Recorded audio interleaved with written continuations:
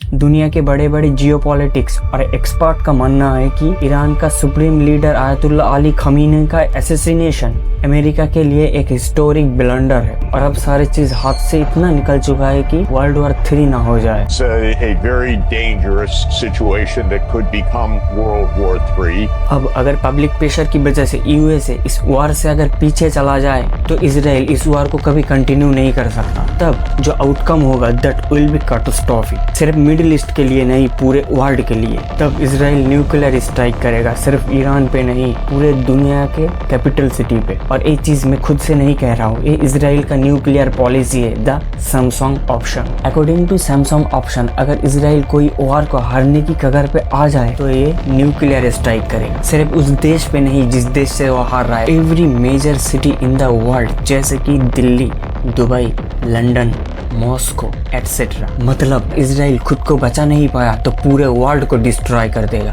Again Israel ने Samsung option adopt कहाँ से किया? बेसिकली हिब्रू बाइबल द जजेस में एक कैरेक्टर मेंशन है सैमसन। सैमसन के एनिमीज उसे चेज करते हैं और उसे पकड़ के एक टेम्पल में ले जाकर दोनों हाथ को पिलार में बांध देते हैं। जब सैमसन को लगता है कि वो बच नहीं पाएगा तो अपने सुपर पावर्स का इस्तेमाल करके दोनों पिलार गिरा देता है और पूरे टेम्पल कोलैप्स कर जाता है और उसके साथ पूरे उसका एनिमी भी खत्म हो जाता है। और यही म्यूचुअल डिस्ट्रैक्शन की बिब्लिकल पॉलिसी डेविड बिन गोरियन ने अडॉप्ट की, द लास्ट ऑप्शन। और मैं आप लोगों को याद दिला देता हूँ, इस पॉलिसी को ऑलमोस्ट इजराइल यूज कर चुका था पास्ट में। 1983 में जब सीरिया और इजिप्ट से वॉर चल रहा था, इजराइल के पास हथियार खत्म होने वाले थे, इजराइल ये वॉर हारने वाला था। तब इजराइल के पीएम गोल्डा मीर ने यूएस प्रेसिडेंट निक्सन से कहा कि हमें और भी हथियार दो, तो अमेरिका मना कर रहा था कि हम और हथियार नहीं दे सकते। और तब इजराइल ने 13 न्यूक्लियर बॉम्ब को रेडी करके निक्सन को थ्रेटन किया कि अगर आप हमें और हथियार सप्लाई नहीं करते कि सारे अरब कंट्रीज में हम न्यूक्लियर बॉम्ब गिरा देंगे। और तब यूएस प्रेसिडेंट निक्सन मजबूर होकर इजराइल की मदद की और इजराइल ये वॉर जीत गया। और पिछले साल नेतन्याहू ने एक बयान दिया था कि फेगो down will take many parts of the world with us. तो इस टाइम तक दुनिया के लिए कौन खतरा बना हुआ है,